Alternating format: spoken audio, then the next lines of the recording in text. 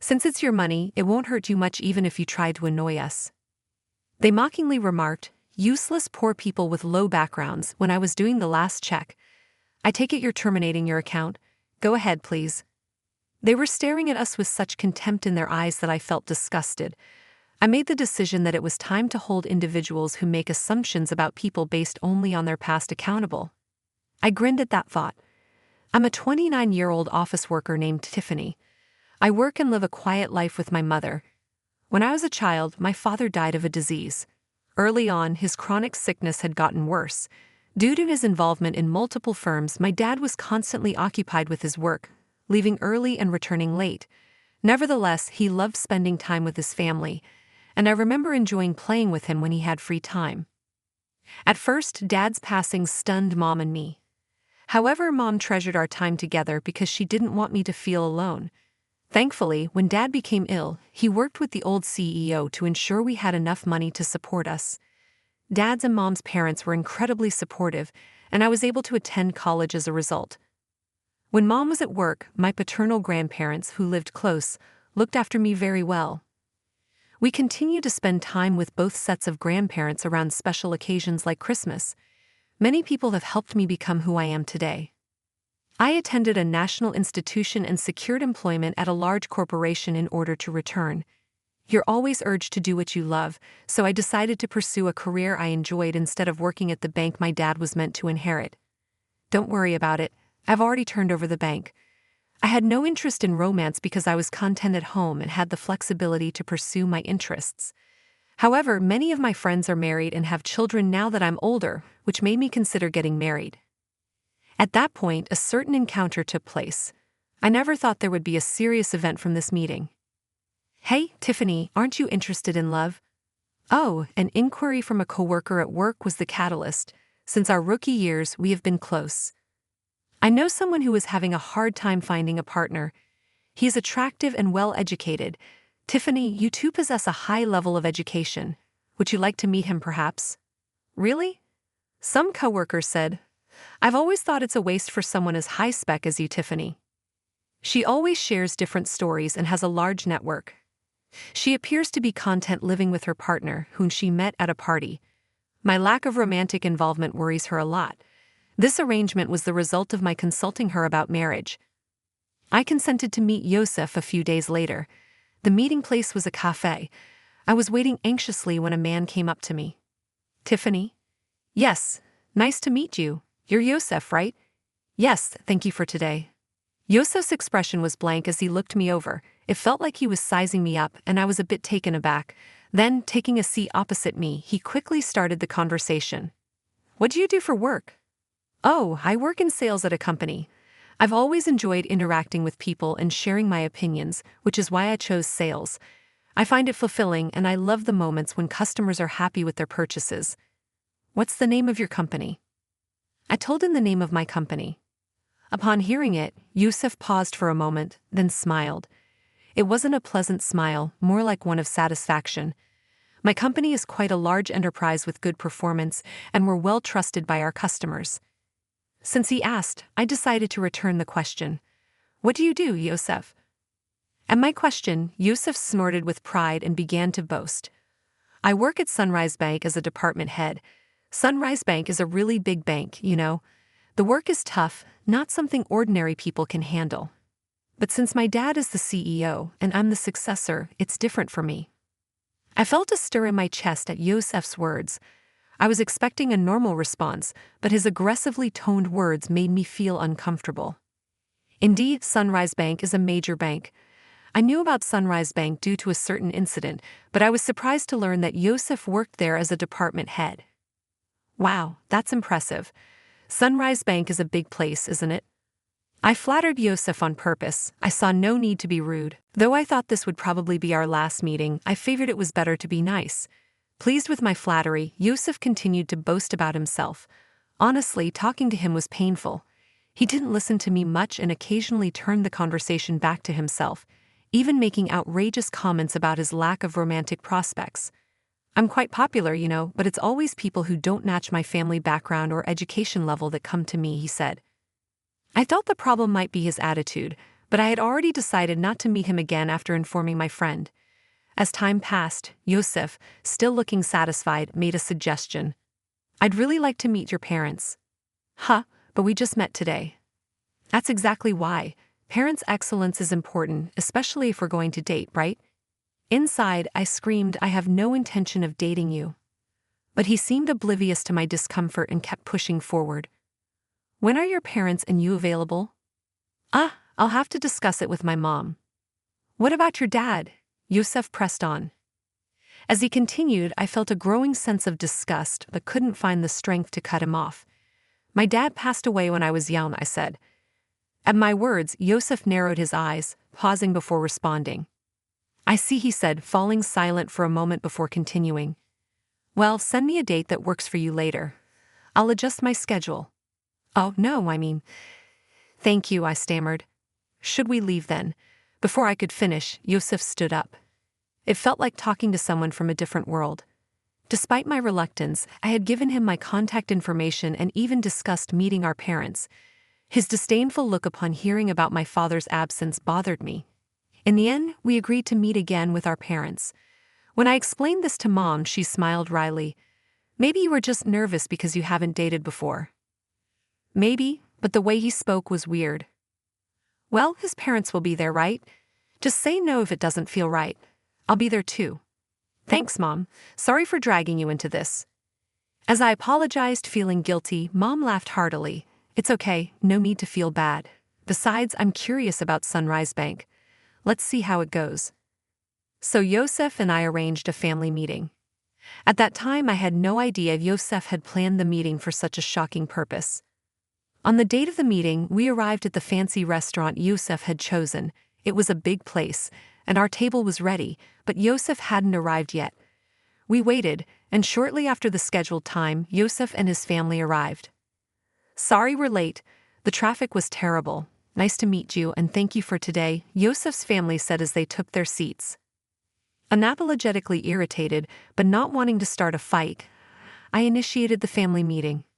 After some time, Yosef's mom, Morgan, with a sly smile, spoke up. So, where is your father? Is he coming later? Huh? I looked at Yosef, but he just smirked dismissively and said nothing. I had already told him my dad was deceased. Morgan acted as if she didn't know, despite agreeing to meet our families. Mom quickly responded, in my stead. My husband passed away from illness when Tiffany was young. So today, I'm here as her mother. Mom responded with a calm smile. In contrast, Morgan raised her voice in an exaggerated manner. Oh, my Tiffany is from a single-parent family. I was taken aback by her words. Even after saying my father passed away from illness, her tone clearly carried malice. Being from a single-parent family, life must be quite hard, huh? But she graduated from a public university. That's commendable, right? Really, but still, being from a single-parent family, wouldn't dating her be complicated? Yosef's family's conversation left Mom and me utterly dumbfounded. Despite being present, they spoke so disrespectfully, mocking us as if being from a single-parent family was something bad. Such words aren't suitable for our first meeting, I retorted in a low voice. Excuse me, but after Dad passed away, Mom raised me with great care. I owe my current life to her. Isn't it rude to speak about someone like that when you just met? However, Morgan burst out laughing at my words. Rude? Isn't it more absurd for the daughter of a single parent to think about marrying into a high-class family? I'm not really into strong-willed women. This is pointless, there's no getting through to them. Thinking this, I just stared at them in disbelief. I had high hopes since she works at a major company. Well, you'll eventually carry on Sunrise Bank, so maybe she's not quite at your level. As they hurled more insults, I felt no need to listen anymore. Trembling with anger, Mom glared at them. Did you invite us here today just to look down on us? I've heard from Tiffany about the other day. You're enjoying berating us for being a single-parent family, aren't you? It was the first time I'd heard her speak so sternly. Please stop with the accusations. It was just a little teasing, right? No one feels good being mocked, and all your remarks are condescending. We have no intention of listening to this any further, Mom declared firmly. Yosef's family looked displeased at Mom's clear statement. Presumptuous for commoners. Commoners, huh? Indeed, that may be the case, but this has made up my mind, Mom said.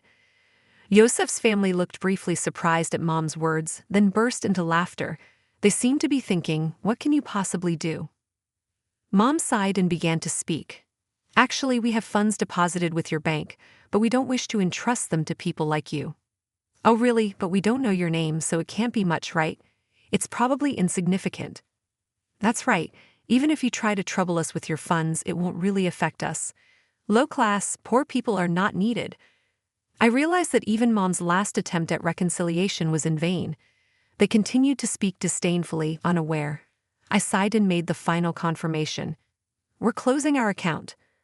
Okay, go ahead, they said with a mocking tone and disdainful expressions as they looked at us. I thought to myself, let's make those who judge others by their background suffer a bit. I smiled at the thought. Is that so? Then we will proceed as such. And please consider this meeting never happened. Of course, we had no intention of marrying a daughter from a single-parent family. Well then, we will take our leave now. Mom and I stood up. Oh, don't worry about today's bill. It's too expensive for you. Is that so? Well then, I said. With that, our family meeting ended. Later, I made a phone call. Weeks later, my mobile phone was flooded with calls from Yosef. Of course, I had anticipated this and had no intention of answering. It was their own responsibility. I immediately blocked the number. A few days later, I received a call from Grandpa Kyle. Summoned by Kyle, Mom and I headed to Sunrise Bank. In the meeting room, Yosef's family, looking pale, was present. As soon as they saw us, Morgan stood up and rushed over to bow deeply. I didn't respond to Morgan's apology. Instead, I just smiled and asked, "What exactly are you apologizing for?" Morgan bit her lip, trembling with anger and frustration. There were too many things they should apologize for, which probably made her feel overwhelmed. This situation started because I said we would close our account. Our account wasn't particularly large, and closing it wouldn't have caused much damage. But Kyle's case was different. Kyle managed the inheritance my dad left at Sunrise Bank for our benefit. He also had his own account there. If all accounts, including Kyle's and my dad's inheritance, were closed, it would total about $7 million. Their disrespect caused this decision. And importantly, Kyle is the former CEO of the bank. Dad was supposed to take over the bank but passed away young, so the position went to Scott. I didn't know Tiffany was related to the former CEO, Scott said, looking anxious as if making an excuse. That's no excuse. Even if you didn't know, your prejudice against our family is your own fault. You mean if we were relatives, you would have treated us differently. Hey, don't talk to Dad like that. It's your fault for not telling us from the start that your grandpa was the former CEO. I don't have any obligation to tell a stranger like you that. Besides, you were the one who started it and made fun of us, remember? Yosef, unable to retort to my words, narrowed his eyes in frustration. You insulted me, knowing I was from a single-parent family. When I said I would transfer the bank to insecurity, you told us to go ahead. We just did as we were told. It may be just that for you, but have you ever thought about the feelings of someone whose family has been insulted? Silence fell. Morgan was trembling and looking hopeless, and Scott was hanging his head. But Yosef still seemed unconvinced, his face full of dissatisfaction. Getting all high and mighty just because people talk to you. At that moment, the door to the conference room opened and Kyle appeared. Seeing Kyle's stern face, Scott and Morgan turned even paler, frozen in place. Only Yosef glared at me. Even after giving you a chance to reflect, you're still only thinking about yourselves, Kyle, the former CEO, said. It's not my fault, it's her. Watch your words. If you continue, you'll end up even more miserable. Yosef, silenced by Kyle's words, glared at me again. Then, as if resigned, he burst out, "No way. Who would think a single parent's relative was the former CEO? You knew I was the future CEO and came to the family meeting just to mock us." Yosef, be quiet, Kyle said sternly. Kyle then turned his gaze to Scott. Scott shrank even more under Kyle's gaze. I understand wanting to leave the bank to your son, but now that I know his mindset, it's impossible for him to continue as CEO. That's ridiculous. Over something like this? Scott started to retort but sat down again under Kyle's gaze. You still don't understand that your attitude is the problem. Though I'm retired, the board will decide. If you have something to say it to them. Remember, we recorded the previous conversation and this one. Don't forget that. The voice recorder served as evidence. I took it out and pressed play. The recorder started playing back our conversation from the other day. How dare you prepare something like that? It's unfair. It was just a precaution. But remember, you forced me into this situation. Yosef had nothing to say in return, and their faces turned pale. Thank you. We'll handle it from here, they said. Mom and I left. Ultimately, Kyle didn't transfer the funds, at least not officially. Scott was removed from his CEO position, and Yosef was demoted. Seemingly unable to handle the blow to his pride, Yosef resigned voluntarily. Kyle's influence in the financial industry meant Yosef would struggle to find work in the same field again. Whether Scott knew this or not, he seemed determined to work until retirement, but Kyle said it would be tough for him both mentally and physically. Morgan, who used to wield power as the CEO's wife, apparently started part-time work to maintain her lifestyle. But her character likely made it hard for her to keep a job. I'm really sorry. It's okay. You didn't know, right? I only shared what happened with the friend who introduced me to Yosef. She just heard about him through someone else and wasn't at fault. Mom was initially concerned about being a single parent, but I'm happy now and can live thanks to the support I've received. When I told her that, she smiled and said, "Thank you." After everything was taken care of, Kyle told us to come over to his house again sometime. I'm really grateful for Kyle's help in resolving the situation. It was tough, but I'm happy now, so it's okay. I have some good news for you. Really, it's not about dating again, is it? It's a friend of my boyfriend this time. He's definitely a good guy. I'm not interested in dating right now, but I'm satisfied with my current life. I want to keep cherishing those who support me, and maybe someday I'll meet someone I really click with.